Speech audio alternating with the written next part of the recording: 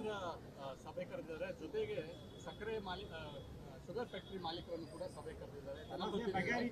ಮತ್ತೆ ರೈತರ ದಾರಿ ತಪ್ಪಿಸ್ತಾ ಇದ್ರಿ. ಕೇಂದ್ರ ಸರ್ಕಾರ ಇದನ್ನ FRP ಅನ್ನು ಕೊಡಬೇಕು, ರಾಜ್ಯ ಸರ್ಕಾರ ಮೇಲೆ ಗೂಬೆ ಕೂರಿಸ್ತಾ ಇದ್ದಾರೆ. ಮತ್ತೆ ವಿಜೇಂದ್ರ ಅವರು ರೈತರನ್ನ ದಾರಿ ತಪ್ಪಿಸ್ತಿದ್ದಾರೆ ಅಂತ ಸಿದ್ದರಾಮಯ್ಯ ಅವರು ಆರೋಪವನ್ನು ಮಾಡಿದ್ದಾರೆ. ಮೊಟ್ಟ ಮೊದಲನೇದಾಗಿ ಮಾನ್ಯ ಮುಖ್ಯಮಂತ್ರಿಗಳು ಸಿದ್ದರಾಮಯ್ಯನವರು ಎಚ್ಚೆತ್ತುಕೊಂಡು, ತಡವಾದರೂ ಸಹ ಈಗಲಾದರೂ ಕೂಡ ಎಚ್ಚೆತ್ತುಕೊಂಡು ಸಕ್ಕರೆ ಕಾರ್ಖಾನೆಯ ಮಾಲೀಕರನ್ನ ಮತ್ತೆ ರೈತ ಮುಖಂಡರನ್ನ ಇವತ್ತು ಸಭೆಗೆ ಕರೆದಿರ್ತಕ್ಕಂಥದ್ದು ನಾನು ಸ್ವಾಗತ ಮಾಡ್ತೇನೆ. ನಿನ್ನೆ ದಿನ ಮುಖ್ಯಮಂತ್ರಿಗಳು ಸಭೆ ನಡೆಸಿ ನಮ್ಮ ಮೇಲೆ ಆರೋಪಗಳನ್ನು ಕೂಡ ಮಾಡಿದ್ದಾರೆ. ಪ್ರಧಾನಮಂತ್ರಿಗಳಿಗೆ ತುರ್ತು ಸಭೆಯನ್ನು ಕರಿಬೇಕು ಅಂತೇಳಿ ಒಂದು ಪತ್ರವನ್ನು ಕೂಡ ಬರೆದಿದ್ದಾರೆ.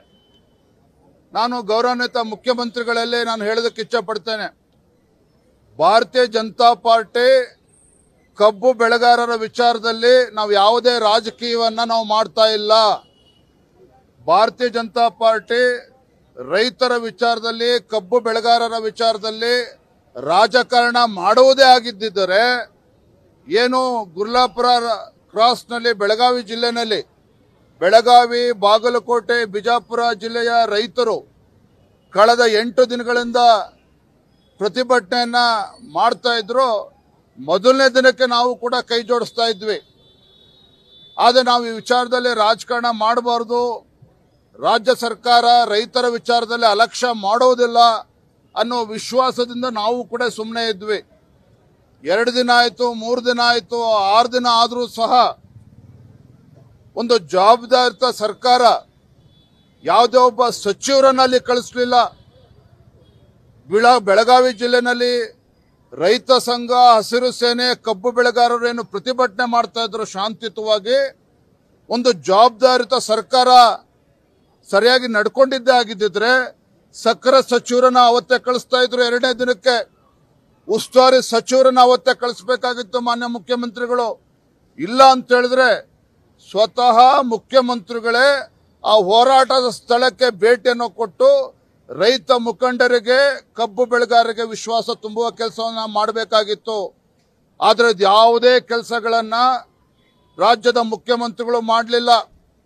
ಬದಲಾಗಿ ಒಬ್ಬ ಜಿಲ್ಲಾಧಿಕಾರಿಗಳನ್ನಷ್ಟೇ ಕಳಿಸ್ಕೊಡ್ತಾರೆ. ಏನ್ ಹೇಳಿದ್ರಿ ಸಿದ್ದರಾಮಯ್ಯನವರೇ? ನಿನ್ನೆ ಪ್ರಧಾನಮಂತ್ರಿಗಳಿಗೆ ಪತ್ರವನ್ನ ಬರೆದಿದ್ದೀರಲ್ಲಿ ಉಲ್ಲೇಖ ಮಾಡಿದ್ದೀರಿ. ರಾಜ್ಯ ಸರ್ಕಾರ ರೈತ ಮುಖಂಡರನ್ನ, ಕಬ್ಬು ಸಕ್ಕರೆ ಕಾರ್ಖಾನೆಯ ಮಾಲೀಕರ ಜೊತೆಲಿ ನಾವು ಬಹಳ ಪ್ರಯತ್ನ ಮಾಡಿದ್ದೀವಿ ಅಂತ ಹೇಳಿದ್ರೆ ಏನ್ ಪ್ರಯತ್ನ ಮಾಡಿದ್ದೀರಿ ಮಾನ್ಯ ಮುಖ್ಯಮಂತ್ರಿಗಳೇ? ಒಂದು ದಿನ ಒಬ್ರು ಸಚಿವರು ಹೋಗ್ಲಿಲ್ಲ, ಸಕ್ಕರೆ ಸಚಿವರು ಕೂಡ ಹೋಗ್ಲಿಲ್ಲ. ಬಹಳ ಪ್ರಯತ್ನ ಮಾಡಿದ್ದೇವೆ ಅಂತೇಳಿ ಪ್ರಧಾನಮಂತ್ರಿಗೆ ಸುಳ್ಳು ಹೇಳುವ ಕೆಲಸವನ್ನ ತಾವೇನ್ ಮಾಡಿದ್ದೀರಿ? ಇದು ಅಕ್ಷಮ್ಯ ಅಪರಾಧ, ಅಕ್ಷಮ್ಯ ಅಪರಾಧ. ಕಬ್ಬು ಬೆಳೆಗಾರರ ಹೋರಾಟ ನಿನ್ನೆ ಮೊನ್ನೆದಲ್ಲ, ಬಿಜೆಪಿ ಸರ್ಕಾರ ಇದ್ದಾಗಲೂ ಕೂಡ ಹೋರಾಟಗಳಾಗಿದ್ದಾವೆ. ನಾನು ಇವತ್ತು ನೆನಪು ಮಾಡ್ಕೊಳ್ಳೋದಕ್ಕೆ ಇಚ್ಛೆ ಪಡ್ತೇನೆ ಗೌರವಾನ್ವಿತ ಮುಖ್ಯಮಂತ್ರಿಗಳಿಗೆ. 50 ವರ್ಷಗಳ ಹೋರಾಟ ಮಾನ್ಯ ಮುಖ್ಯಮಂತ್ರಿಗಳು ನೆನಪು ಮಾಡ್ಕೊಳ್ಳೋದಕ್ಕೆ ಇಚ್ಛೆ ಪಡ್ತೇನೆ. ಇವತ್ತೇನು ಕೇಂದ್ರದ FRP ಬಗ್ಗೆ ನೀವು ಹೇಳ್ತಾ ಇದ್ದೀರಿ.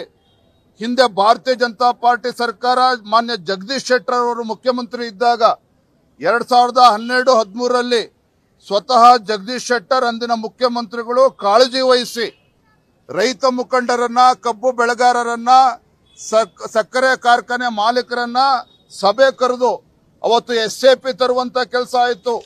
ಸ್ಪೆಷಲ್ ಅಡ್ವೈಸರಿ ಪ್ರೈಸ್ ಯಾರು ತಂದಿದ್ದು? ಸಿದ್ದರಾಮಯ್ಯನವರೇ. ಬಿಜೆಪಿ ಸರ್ಕಾರ ಜಗದೀಶ್ ಶೆಟ್ಟರ್ ಅವರು ತಂದಿರತಕ್ಕಂಥದ್ದು ಮರಿಬಾರದು. ರೈತರು ಕಳೆದ 6-7 ದಿನಗಳಿಂದ ಹೋರಾಟ ಮಾಡ್ತಾ ಇದ್ರೆ ನೀವು ನೆಗ್ಲೆಕ್ಟ್ ಮಾಡಿ ರೈತರ ಬಗ್ಗೆ ಚಿಂತನೆಯನ್ನು ಮಾಡ್ದೇನೆ. ತಮಗೆ ನೆನಪಿರ್ಬಾರ್ದು ಸಿದ್ದರಾಮಯ್ಯನವರೇ, 2014ರಲ್ಲಿ ನೀವೇ ಮುಖ್ಯಮಂತ್ರಿ ಇದ್ರಿ. ಯಾವ ಬೆಳಗಾವಿ ಜಿಲ್ಲೆನಲ್ಲಿ ಕಬ್ಬು ಬೆಳೆಗಾರರು ಹೋರಾಟ ಮಾಡಬೇಕಾದ್ರೆ, ಕಬ್ಬು ಬೆಳೆಗಾರರು ಗಂಭೀರವಾಗಿ ಬೀದಿಗಿಳಿದು ಹೋರಾಟ ಮಾಡಬೇಕಾದ್ರೆ ವಿಠ್ಠಲ್ ಅರಬಾವಿ ಅವರು ಆತ್ಮಹತ್ಯೆ ಮಾಡ್ಕೊಂಡಿದ್ರು. ಸಿದ್ದರಾಮಯ್ಯನವರೇ, ನೆನಪಿದೆಯಾ ನಿಮಗೆ? ವಿಠ್ಠಲ್ ಅರಬಾವಿ ಅವರು ಆತ್ಮಹತ್ಯೆ ಮಾಡ್ಕೊಂಡಿದ್ರು. ಇದೇ ಕಬ್ಬಿನ ದರ ನಿಗದಿ ಮಾಡಿಲ್ಲ ರಾಜ್ಯ ಸರ್ಕಾರ ಅಂತೇಳಿ. ಅವತ್ತು ಕೂಡ ನೀವು ತಾತ್ಸಾರ ಮಾಡಿದ್ರಿ. ಕಬ್ಬು ಬೆಳೆಗಾರರ ಬಗ್ಗೆ ನೀವು ಚಿಂತನೆ ಮಾಡಲಿಲ್ಲ. ಇವತ್ತು ಸಿದ್ದರಾಮಯ್ಯನವರಿಗೆ ರಾಜ್ಯದಲ್ಲಿ ತಮ್ಮ ಏನು ರೆವಿನ್ಯೂ ಜಾಸ್ತಿ ಮಾಡ್ಕೋಬೇಕು ಅಂತೇಳಿ ಇವತ್ತು ಎಕ್ಸೈಸ್ ಡಿಪಾರ್ಟ್ಮೆಂಟ್ಗೆ ಟಾರ್ಗೆಟ್ ಮೇಲೆ ಟಾರ್ಗೆಟ್ ಕೊಡ್ತೀರಿ.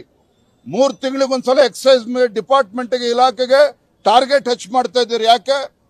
ರಾಜ್ಯದ ಬೊಕ್ಕಸಕ್ಕೆ ಹಣ ಬರಲಿ ಅಂತೇಳಿ. ಮಾನ್ಯ ಮುಖ್ಯಮಂತ್ರಿ ಸಿದ್ದರಾಮಯ್ಯನವರೇ, ರಾಜ್ಯದ ಬೊಕ್ಕಸಕ್ಕೆ ಹಣ ಬರಬೇಕು ಅಂತೇಳಿ ಆಲೋಚನೆ ಮಾಡ್ತೀರಿ. ಯಾವ ಎಕ್ಸೈಸ್ ಡಿಪಾರ್ಟ್ಮೆಂಟ್ಗೆ ರೆವಿನ್ಯೂ ಬರಬೇಕು ಅಂತ ಹೇಳಿದ್ರೆ ಅಲ್ಲಿ ಫ್ಯಾಕ್ಟರಿ ಕಬ್ಬು ಹರಿದಾಗ ಮಾತ್ರ ನಿಮಗೆ ಎಥನಾಲು, ಮೊಲಾಸಸ್ಸು ಎಲ್ಲದರಿಂದ ನಿಮಗೆ ಆದಾಯ ಬರ್ತಕ್ಕಂಥದ್ದು.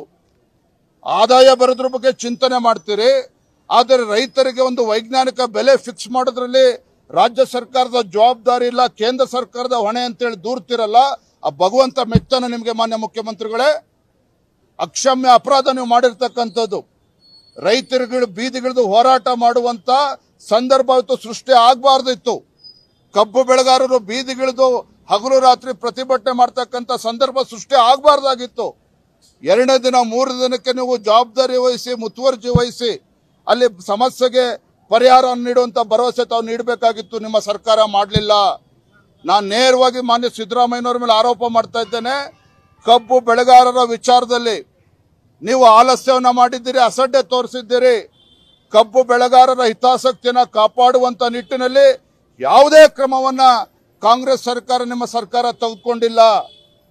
ಈಗ ಇವತ್ತು ಕಬ್ಬು ಬೆಳೆಗಾರರ ಹೋರಾಟ ತೀವ್ರವಾಗಿ ಇವತ್ತು ಅಥಣಿ, ಚಿಕ್ಕೋಡಿ, ಬೈಲಹೊಂಗಲ, ಬೇರೆ ಬೇರೆ ತಾಲೂಕು, ಬೇರೆ ಬೇರೆ ಜಿಲ್ಲೆಗೆ ಇವತ್ತು ಕಬ್ಬು ಬೆಳೆಗಾರರು ಹೋರಾಟ ಎಲ್ಲ ಕಡೆ ಇವತ್ತು ಎದ್ದು ಕೂತಿದ್ದಾರೆ. ಬೀದಿಗಿಳಿದು ಪ್ರತಿಭಟನೆ ಮಾಡ್ತಾ ಇದ್ದಾರೆ. ಈಗ ನೀವು ಪ್ರಧಾನಮಂತ್ರಿಗಳಿಗೆ ಪತ್ರ ಬರೆದು ನೀವು ಕೇಂದ್ರ ಸರ್ಕಾರದ ಮೇಲೆ ದೂರುವಂತ ಪ್ರಯತ್ನ ಮಾಡ್ತಾ ಇದ್ದೀರಾ. ಮಾನ್ಯ ಮುಖ್ಯಮಂತ್ರಿಗಳೇ, ನಿಮ್ಮ ನೆನಪು ಮಾಡ್ಕೊಡೋದಕ್ಕೆ ಇಚ್ಛೆ ಪಡ್ತೇನೆ. ಕೇಂದ್ರ ಯಾವುದೇ FRP ನಿಗದಿ ಮಾಡಿದ್ರು FRP ಪ್ರಧಾನಮಂತ್ರಿ ಒಬ್ಬರೇ ಕೂತ್ಕೊಂಡು ತೀರ್ಮಾನ ಮಾಡೋದಿಲ್ಲ. ಎಲ್ಲ ರಾಜ್ಯಗಳ ಇವತ್ತು ಅಧಿಕಾರಿಗಳನ್ನ, ಸಕ್ಕರೆ ಇಲಾಖೆ ಕಮಿಷನರ್ಗಳು ಎಲ್ಲರ ಅಭಿಪ್ರಾಯನ, ತಜ್ಞರ ಅಭಿಪ್ರಾಯ ತೆಗೆದುಕೊಂಡು ತೀರ್ಮಾನ ಮಾಡುವಂಥದ್ದು. ಆದರೆ ಮಾನ್ಯ ಮುಖ್ಯಮಂತ್ರಿಗಳೇ, ಕೇಂದ್ರ ಸರ್ಕಾರ ಏನೇ FRP ನಿಗದಿ ಮಾಡಿದ್ರೂ ಸಹ ನಿಮ್ಮ ಸ್ಟೇಟ್ ಅಡ್ವೈಸರಿ ಪ್ರೈಸ್ SAP ಏನಿದೆ, ಕೇಂದ್ರ ನಿಗದಿ ಮಾಡಿರ್ತಕ್ಕಂಥ FRPಗಿಂತಲೂ ಕೂಡ ಹೆಚ್ಚು ದರವನ್ನ ಕೊಡಬಹುದು. ಯಾರೂ ಕೂಡ ನಿಮ್ಮನ್ನು ತಡೆಯೋದಿಲ್ಲ.